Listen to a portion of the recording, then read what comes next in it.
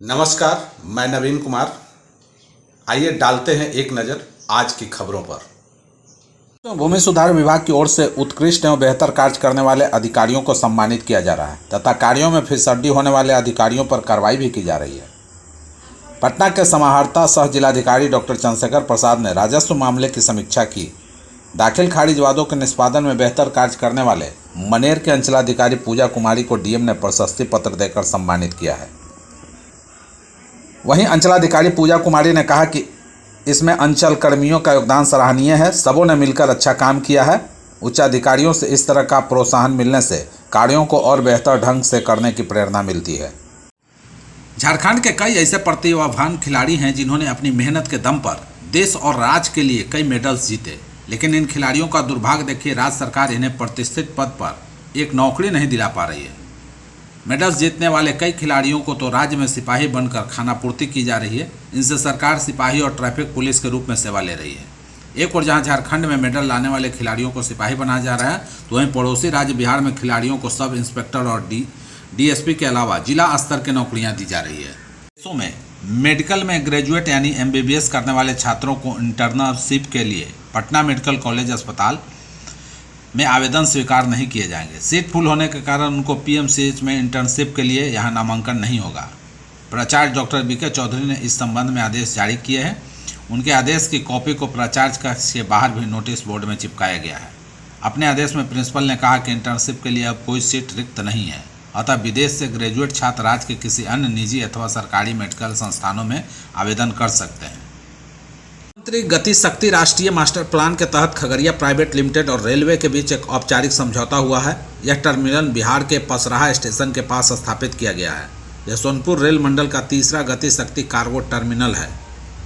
इसकी जानकारी सोनपुर के सीनियर DCM ने दी है। इस गति शक्ति कार्गो टर्मिनल के शुरुआत होने से क्षेत्र में खाद्यान्न परिवहन को नई दिशा मिलेगी। अनुमान लगाया जा रहा है कि भारतीय खाद्य निगम के लिए हर महीने लगभग 25 से 30 रैक खाद्यान्न का एक्सपोर्ट इस टर्मिनल से होगा, जिससे खाद्य आपूर्ति श्रृंखला को और मजबूती और खाद्य सुरक्षा को समर्थन मिलेगा।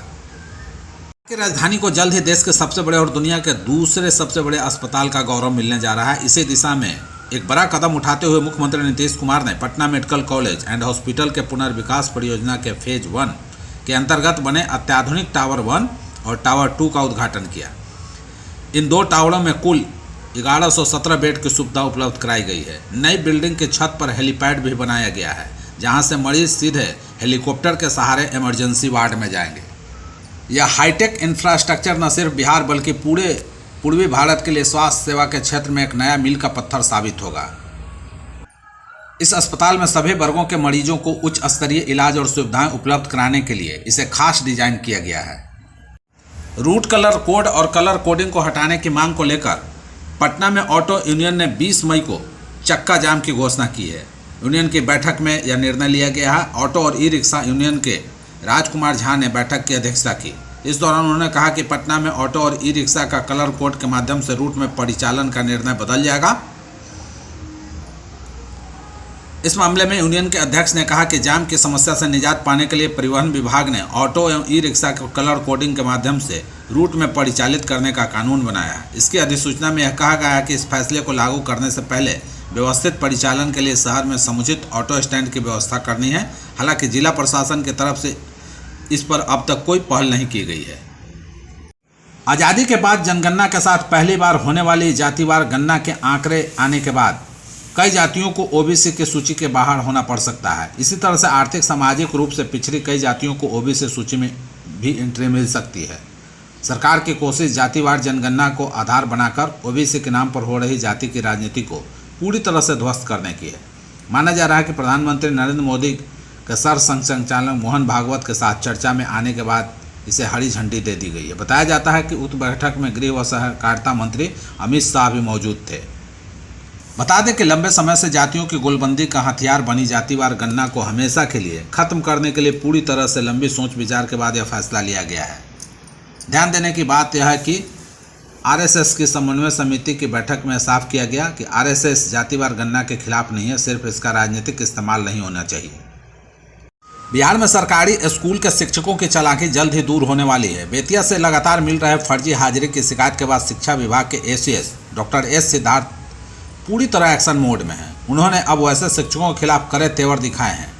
बीते दिनों मुंगेर जिले में भी घर बैठे फर्जी तरीके से एक शिक्षक की हाजिरी लगाने का मामला सामने आया था। इसके बाद शिक्षा विभाग ने अब सभी जिलों की निगरानी बढ़ा दी है। दरअसल बीते दिनों मुंगेर में एक शिक्षक की फर्जी हाजिरी का मामला सामने आया था। आरोपी शिक्षक स्कूल नहीं आते थे, लेकिन उनकी हाजिरी हर दिन लग रही थी। शिक्षा विभाग लगातार धोखाधड़ी को रोकने के लिए नए नए तरीके लाते रही है। इसी क्रम में ई शिक्षा ऐप को भी अपडेट किया गया। इसके बावजूद शिक्षकों ने फर्जी उपस्थिति बनाने का तरीका ढूंढ लिया। शिकायत मिलने के बाद जांच की गई तो मामला सही पाया गया। अब विभाग ने ऐसे शिक्षकों पर नजर रखने के लिए सख्त कदम उठाया है। देश भर में मौसम ने एक बार फिर से करवट ली है। मौसम विभाग के माने तो अगले कुछ दिनों के लिए देश के विभिन्न हिस्सों में तेज आंधी तूफान, भारी बारिश और बिजली गिरने की चेतावनी जारी की है। 5 से 8 मई तक गुजरात और दक्षिण पश्चिम राजस्थान में भारी से बहुत भारी बारिश के साथ तेज हवाएं और बिजली गिरने की संभावनाएं जताई गई है। उत्तर पश्चिम भारत के लिए अगले 4-5 दिनों तक बारिश, ओलावृष्टि और आंधी तूफान की चेतावनी दी गई है। 6 और 7 मई को उत्तराखंड में भारी बारिश और बिजली गिरने की आशंका है। उत्तर पूर्वी भारत विशेषकर उड़ीसा और गंगेय पश्चिम बंगाल में 7 मई से मौसम की मौजूदा अस्थिरता में कमी आने की उम्मीद है। उत्तर प्रदेश के बाराबंकी और अयोध्या जिलों में 41 से 61 किलोमीटर प्रति घंटे की रफ्तार से हवाएं चलने, ओले गिरने और गरज बरस के साथ बिजली गिरने की आशंका के चलते रेड अलर्ट जारी किया गया है। वहीं लखनऊ, रायबरेली और अमेठी जैसे जिलों को ऑरेंज अलर्ट घोषित किया गया है। दिल्ली एनसीआर के लिए येलो अलर्ट जारी किया गया है, जहां हल्की से मध्यम बारिश की संभावनाएं जताई गई है। वहीं मौसम विभाग के माने तो बिहार के वेस्ट और ईस्ट चंपारण, सीतामढ़ी, शिवहर, मधुबनी, मुजफ्फरपुर, दरभंगा, सिवान, वैशाली, समस्तीपुर, खगड़िया, बेगूसराय, सारण, भोजपुर, बक्सर, कैमूर, रोहतास, औरंगाबाद, गया, नवादा, अरवल, जमुई, मुंगेर समेत 31 जिलों में येलो अलर्ट जारी किया गया है। जदयू के राष्ट्रीय महासचिव मनीष वर्मा ने सीएम नीतीश कुमार के सेहत पर उठाए जा रहे सवाल पर पलटवार करते हुए कहा कि वो मुख्यमंत्री के सेहत की चिंता छोड़े, अपने पिता के सेहत के बारे में बताएं। जब सीएम के बेटे निशांत कुमार ने बता दिया कि उनके पिता अभी बिल्कुल स्वस्थ हैं, तो ऐसे सवाल बेबुनियाद हैं।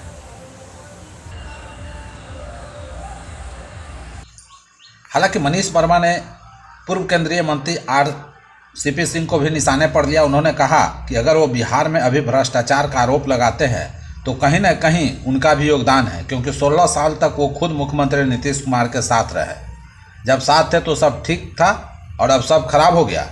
ताकि उन्होंने आगामी विधानसभा चुनाव को लेकर साफ किया कि जब एनडीए नीतीश के नेतृत्व में चुनाव लड़ रहा तो निश्चित है कि शासन भी वही चलाएंगे, सरकार का नेतृत्व भी वही करेंगे।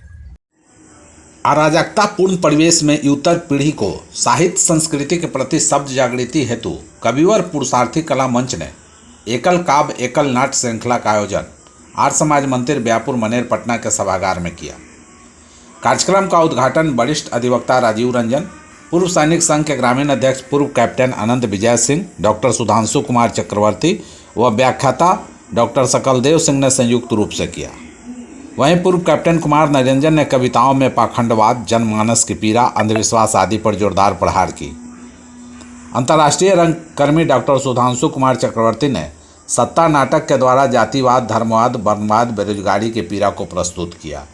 ख्याति लब्ध रंगकर्मी उमेश कुमार सिंह ने ऊर्जा संकट की एकल प्रस्तुति कर दर्शकों को पर्यावरण संरक्षण पर जोर दिया। मौके पर युवा कवि वासिफ मसूद, विकास कुमार शून्य, शुभम कुमार, शिवनारायण सिंह, विनोद कुमार सिंह, मृत्युंजय कुमार ने अपनी अपनी प्रासंगिक रचनाओं से श्रोताओं को मंत्रमुग्ध कर दिया।